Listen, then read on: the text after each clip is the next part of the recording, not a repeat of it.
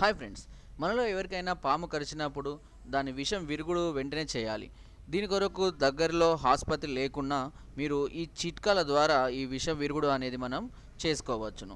ఒకవేళ దగ్గరలో కనుక ఆసుపత్రి ఉన్నా కూడా ఈ చిట్కా చేసిన తర్వాత కూడా హాస్పిటల్కి తీసుకుపోవడం మంచిదే.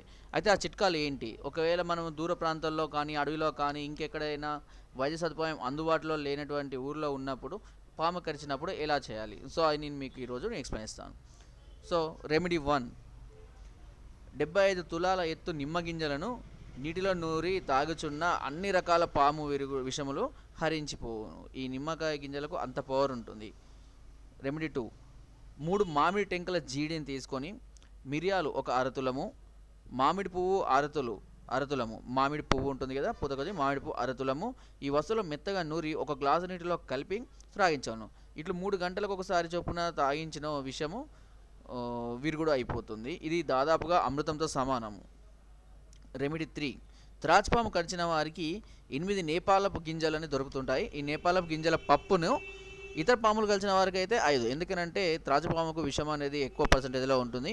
ఈ నేపాలపు గింజలను పప్పును మింగించినచో ఆ వ్యక్తి వెంటనే కోలుకుంటాడు. ఒకవేళ నీరసం వచ్చి పడిపోయిన ఎడల 1 లేదా 2 ముషిని గింజలను నీటిలో అరగదీసి గంధముగా నాకించవలను. దీనివలన సర్ప విషములు వెంటనే తగ్గిపోతాయి. రెమెడీ 4, ఉత్తరేణి పసరును ముక్కు రంధ్రంలో పోయించడంలో విషహరణం అనేది జరిగి ప్రాణాలు నిలుస్తుంటాయి. ఉత్తరేణి ఆకులు మనకు మామూలుగా దొరుకుతూ ఉంటాయి. దాని రసమును ముక్కులో వేయాలి.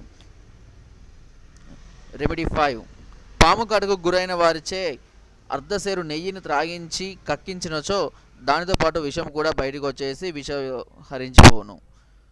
రెమెడీ 6, దాసరి తీగకు మొదలున ఉండే దాసరి తీగలు ఉంటాయి. దీని మొదలున ఉండే దుంపని తీసుకొచ్చి నీటిలో మెత్తగా నూరి దీని పాము కరిచిన వారిచే తాగించినచో ఆ విషం వెంటనే విరుగుడు అయిపోతుంది. నా వీడియోని మీకు నచ్చినట్టయితే ఒక లైక్, ఒక షేర్ చేయండి. మరిన్ని వీడియోస్ కోసం సబ్స్క్రైబ్ చేయడం మాత్రం మర్చిపోకండి. Thank you.